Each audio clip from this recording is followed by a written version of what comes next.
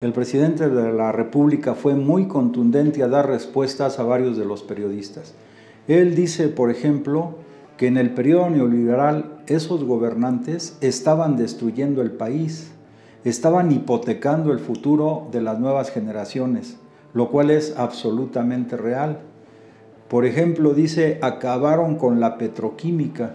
La petroquímica es una rama fundamental para el desarrollo de la industria en todas sus multifacéticas formas. Pero aquí, pues este tema de la petroquímica salió a colación por el incendio que hubo hace un día, precisamente en el complejo petroquímico de Pajaritos, que es un complejo muy importante a nivel internacional, no solamente nacional, pero que en el periodo neoliberal pues fue abandonado totalmente. En el periodo neoliberal, la petroquímica básica se consideraba como una actividad estratégica del Estado mexicano y que por lo tanto debería desarrollar una empresa del Estado que es Pemex. Sin embargo, en las reformas que hicieron al artículo 28 constitucional, quitaron la petroquímica como una actividad estratégica del Estado y lo dejaron libre a la iniciativa privada, pero en general entraron a suplir esa función grandes empresas transnacionales de otros lugares. Se entregaron en concesión más del 60% del territorio nacional a empresas mineras. Es así que si hubieran tenido o tuvieran la capacidad para explotar los minerales del 60% del territorio nacional, hubiera contribuido a alterar más todavía el cambio climático, esa situación tan grave que estamos viviendo. Sin embargo, el presidente dijo, en el incendio que se dio en la petroquímica en Pajaritos, jugaron parte fundamental los trabajadores petroleros, que hay que decirlo son altamente especializados. Y de ahí el presidente dijo lo mismo los trabajadores de la CFE, porque aquí no tuvimos los problemas que se gestaron en Texas en Estados Unidos, Texas, Arizona, otros estados de la Unión Americana, con motivo del apagón que se generó, o de la falta de surtimiento de gas en los Estados Unidos de Norteamérica. Aquí fueron los trabajadores de CFE que rápidamente pusieron en funcionamiento algunas plantas de la CFE que también los gobiernos neoliberales habían prácticamente chatarrizado, y la tendencia era a darlas de baja, destruirlas, para dejarles todo el campo abierto a la iniciativa privada, sobre todo a las transnacionales españolas. Entonces el presidente dijo, la apuesta es con los trabajadores, la apuesta es con el pueblo de México. Y de ahí también hago alusión a este hecho de que el cambio climático, que por cierto, creo que ayer Gael García tuvo una entrevista con una de las periodistas que mejor prefiero no nombrar, en la cual él hacía algunos juicios, por ejemplo, que en los lugares donde se han construido algunas refinerías, en general, pues las comunidades quedaron en la miseria. Tiene razón él si hablamos del periodo neoliberal, pero en el gobierno del licenciado López Obrador, las comunidades se integran a los procesos productivos que el gobierno mexicano está desarrollando. Es más, vamos a dar algunos ejemplos, porque repito, esta afirmación de Gael la compartimos, pero referida al periodo neoliberal. Cuando se construyó el Tren Maya, hubo una consulta con las comunidades de esa región, pero no solamente eso, sino que se integraron como trabajadores en estas 5 tramos que se están construyendo del Tren Maya, y una vez construido, las comunidades de esos lugares se van a integrar también al desarrollo económico colateral a la construcción del Tren Maya, pero además hubo consulta. En el caso, por ejemplo, del ferrocarril transísmico que se está construyendo en el Istmo de Tehuantepec, ya vimos que en el periodo neoliberal, por ejemplo, cuando se instalaron los grandes ventiladores o los grandes generadores eólicos, sobre todo de Iberdrola, las comunidades no fueron consultadas, les pagaron una miseria por utilizar sus tierras y además no las integraron al desarrollo de esas regiones.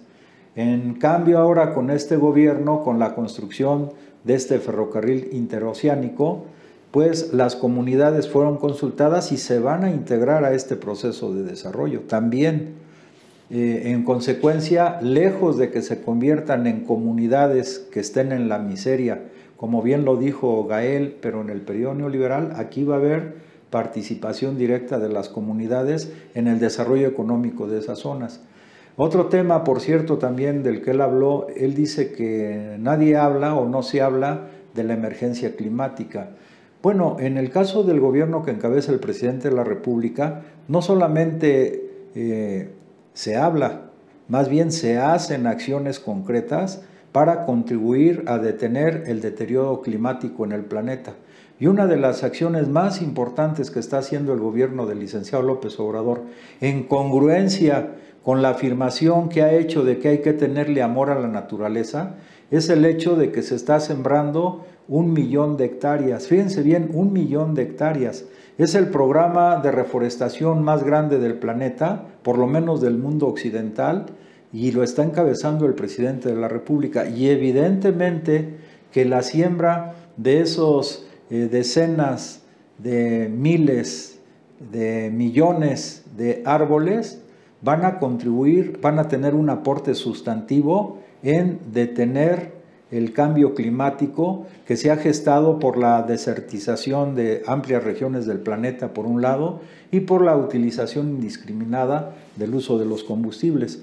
En este tenor, por ejemplo, de los combustibles, todos sabemos que se está llevando a cabo exitosamente la construcción de la refinería en Dos Bocas, Tabasco. Y miren, relacionado al cambio climático, la política del gobierno es esta: reconfigurando, es decir, modernizando las 6 refinerías que hoy tenemos, más la refinería que se está construyendo en Dos Bocas, Tabasco, que también está integrando al desarrollo de esa región, a los trabajadores de esa zona, a los pobladores de esa zona. Una vez que eso suceda, nuestro país va a ser autosuficiente en la producción de gasolinas, diésel, de combustibles. Y el presidente ha planteado que no vamos a exportar ya barriles de petróleo crudo, solamente se va a explotar lo que se requiera para tener la autosuficiencia energética. ¿Cuántos barriles de petróleo crudo se requerirán para obtener la autosuficiencia energética? Según se ha proyectado, aproximadamente 1.700.000 barriles al día. Pongamos que se llegue, ahora que ya esté construida la refinería, a 2 millones de barriles al día de producción en México. Pero México ya no va a extraer más petróleo para exportar, solamente, ha dicho el presidente, el que se requiera para satisfacer las necesidades nacionales. 2 millones aproximadamente de barriles de petróleo diario. Bueno, en el periodo neoliberal, en el periodo de Vicente Fox, se llegaron a extraer diariamente del país hasta 3.400.000 barriles de petróleo crudo. Es decir, si comparamos, para que veamos la contribución del gobierno de López Obrador sobre el cambio climático, si comparamos el momento de mayor explotación de recursos, de barriles de petróleo crudo de nuestro país, en el gobierno de Fox, 3.400.000. En el gobierno del licenciado López Obrador, repetimos, hasta el día de hoy, se requerirían aproximadamente 1.700.000 barriles, la mitad de lo que se llegó a extraer en el periodo neoliberal de Vicente Fox. Pero haciendo una estimación holgada, calculamos que puede llegar a 2 millones. Entonces, ¿qué va de esos 2 millones a los 3.400.000 en el periodo de Vicente Fox? Pero además, si México ya no exportase barriles de petróleo crudo, sino nada más explotara lo necesario para satisfacer las necesidades nacionales, se estaría contribuyendo a lo que no contribuyeron los gobiernos neoliberales, es decir, a garantizar mejores condiciones de vida para las futuras generaciones y no a hipotecar el futuro de las nuevas generaciones, ni a destruir el país como sistemáticamente lo hicieron en el periodo neoliberal. Quiero ahondar en esta afirmación que hoy hizo el presidente. Estaban destruyendo el país en todos los niveles. Es decir, ya vimos en minas la gran cantidad de concesiones que entregaron, en el saqueo indiscriminado que hicieron a todos nuestros recursos naturales, en la devastación del campo, en el abandono del campo inducido para que nosotros pudiéramos depender alimentariamente de otros países y de otras empresas transnacionales. Es el caso que México, al abandonar el campo totalmente, llegamos a importar casi el 50% del maíz que se consume diariamente. Hoy esto va cambiando paulatinamente porque el gobierno mexicano está apoyando a los productores en el campo. Otro tema es, con el arroz, lo mismo, estábamos importando más del 80% del arroz que consumíamos, eso va bajando paulatinamente. En el caso de la leche, la misma situación. Es decir, destruyeron el campo, destruyeron la producción de autosuficiencia que teníamos tanto en agricultura como en ganadería, en cierta forma, porque ahora ya somos autosuficientes, por ejemplo, en la leche en polvo. Y recuerden que en el periodo neoliberal llegamos a importar incluso leche, parte de ella que estuvo en duda porque vino afectada por las radiaciones del reactor de Chernobyl. Hubo ese cuestionamiento en esos momentos. Hoy se trata de otra cosa diferente, es reconstruir el país, pero repito, sobre la base de los principios que el licenciado López Obrador ha planteado. Amor a la familia, es decir, más armonía al interior de las familias, con más programas sociales, con mayores oportunidades para todos los mexicanos, y en eso hacen su contribución también los héroes anónimos, que mandan el año pasado más de 40,000 millones de dólares a cerca de 10 millones de familias mexicanas. Bueno, reconstruir es amor a la familia. Amor al prójimo, o sea, ya abandonar esas posiciones individualistas, egoístas de quítate tú para ponerme yo, etcétera, por relaciones más de fraternidad y de solidaridad entre todos los mexicanos. La tercera que él plantea es amor a la patria, o sea, no aprovecharse de la patria, de los recursos naturales, sino amar a nuestra patria, querer a nuestra patria, conocer a nuestra patria. El otro es amor a la naturaleza. Y repito, en eso el presidente ha sido muy congruente, amor a la naturaleza. 1 millón de hectáreas que se están sembrando con árboles frutales y maderables, ahora también con café y otros productos del campo importantes, pero este proyecto de 1 millón de hectáreas se está extendiendo a países de Centroamérica y la tendencia puede ser que se convierta en mundial. Entonces sería un aporte trascendental del gobierno mexicano, no nada más para nuestro país, sino para la humanidad en su conjunto. Y además, amor a la naturaleza implica impedir que se haga la extracción de petróleo o de combustibles fósiles a través de la técnica del fracking. Eso en México se ha prohibido, es un elemento fundamental de amor a la naturaleza y de contribución a detener el cambio climático. Otra más es que el presidente ha planteado también la prohibición de la siembra de transgénicos. Es amor a la naturaleza y también es un elemento sustancial porque ya sabemos que, por ejemplo, hoy se siembra maíz, de lo que se cosecha una parte se puede utilizar para volver a sembrar, pero con los productos transgénicos hoy se cosecha, pero mañana ya no se puede, se tienen que comprar nuevas semillas a las grandes transnacionales, pero además son semillas genéticamente modificadas, están alterando no solamente la naturaleza, sino también consecuencias que puede traer para el metabolismo de los seres humanos y de los animales que consumen también maíz. Entonces, amor a la naturaleza es un tema central. ¿Qué mejor defensa del clima y detener el cambio climático ampliamente desfavorable para el desarrollo de la humanidad y de los seres vivos que las obras que está haciendo el presidente de la República? Y finalmente, también él hizo una crítica al hablar de que la apuesta es con los trabajadores y con el pueblo de México. También mencionó que los que están muy molestos por estas políticas pues son los traficantes de influencias, que se hacen pasar por empresarios, pero dice realmente muchos de estos no son ni empresarios, hacen quedar mal hasta los empresarios, son traficantes de influencias. Estos traficantes de influencias en el periodo neoliberal, por ejemplo, se llegó al colmo de que había funcionarios de distinto nivel que solicitaban, dijo el presidente, 1 millón de pesos para ser atendidos en una audiencia. Sobre todo esos funcionarios que eran los que estaban ligados a la aprobación de los contratos o a la entrega de contratos de distinta naturaleza. Entonces, dice el presidente de la República, y con esto cerramos, que en este periodo neoliberal en nuestro país no solamente hubo una crisis económica tremenda como lo hubo en todo el mundo, que vino a complementarse con la crisis sanitaria, sino también hubo un proceso de degradación acelerado muy fuerte, donde se dieron casos, repito, como estos, diarios el presidente saca algo nuevo, funcionarios que cobraban 1 millón de pesos por dar audiencia a un traficante de influencias para que a través de mecanismos corruptos les fueran entregados contratos que iban en detrimento del erario público y en contra de las necesidades de nuestro pueblo. Entonces, para concluir, diríamos que el otro tema último sobre la cuestión de la corrupción.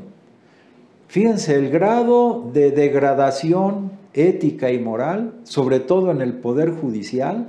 Por eso, qué bueno, lo dijo hoy el presidente, que él está de acuerdo con que se amplíe el periodo por 2 años del presidente de la Suprema Corte de Justicia, que a la vez es el presidente de la Judicatura a nivel federal. ¿Cómo se da el caso de este juez Gómez Fierros? Ahora se ha hecho famoso, pero no por sus obras positivas, sino por sus obras negativas, que fue el que otorgó amparos para el tema de favorecer a las transnacionales generadoras de energía eléctrica, amparos en contra de las modificaciones a la ley que envió el presidente de la República, a la ley energética. Pues ahora, antes de que se conozcan los mecanismos para la compra de teléfonos por prepago que se está regulando en la Cámara de Diputados, de senadores, no está todavía dado a conocer el mecanismo y ya a través de la prensa chayotera exageran las cosas, y este juez, sin tener los elementos sustantivos y que todavía ni esté publicado siquiera el mecanismo para el funcionamiento de esta reforma que se hizo, ya está otorgando amparos. Eso ya es una actitud pues de desvergüenza total. Por eso es importante que se haya ampliado por 2 años el periodo del presidente de la Suprema Corte de Justicia, porque lo que se requiere, dijo el presidente, es una limpia del Poder Judicial. Si hay una limpia en el Poder Ejecutivo, y el ejemplo es el presidente de la República, que se bajó el salario a la mitad, que bajó el salario de los altos funcionarios, que suprimió las direcciones adjuntas que había, que modificó radicalmente el tema de la austeridad republicana, ¿cómo es posible que en otro poder como el Poder Judicial no se esté a tono con esta gran transformación? Y sobre todo cuando los fenómenos de corrupción que se dan, este juez es un elemento, digamos, descriptivo de cosas que pasan ahí, se opongan a esta transformación. Podríamos decir, en el periodo de, creo que fue Miguel de la Madrid, se hablaba de una renovación moral, pero es ahora nada más de palabra, o sea, era para disfrazar lo que en el fondo hacían. Aquí no es de palabra, aquí hay una profunda transformación, una cuarta gran transformación, que desde el gobierno se basa en 3 principios. Es obrar con honestidad, con justicia y con amor. Son 3 elementos sustantivos, pero estas 3 palabras así juntas no caben en el cerebro de los neoliberales, ni en el cerebro de los traficantes de influencia, ni en el cerebro de los chayoteros, ni en el cerebro de los guachicoleros, porque ellos se conformaron de acuerdo a las tesis neoliberales en un pensamiento profundamente individualista, egoísta y corrupto. Por eso es la lucha en este momento. O cambiamos radicalmente la conducta, la interrelación entre los seres humanos por estos principios de honestidad, justicia y amor, o seguimos el camino que durante más de 36 años llevó a nuestro país a la bancarrota, al desfiladero, a hipotecar el futuro de las nuevas generaciones y a destruir lo que se fue construyendo por las generaciones anteriores. Cada mexicano decide su camino. Nosotros estamos plenamente convencidos de que millones de mexicanos, la mayoría del pueblo noble y trabajador, está con el proyecto de la 4T y los invitamos a todos a sumarnos con mucho entusiasmo al proyecto de la 4T, hablando con familiares, amigos, vecinos, compañeros de trabajo, porque tenemos que dar una respuesta contundente a las pretensiones de estos chayoteros, traficantes de influencia y conservadores en general. Pues muchas gracias por su atención y nos vemos mañana a la misma hora.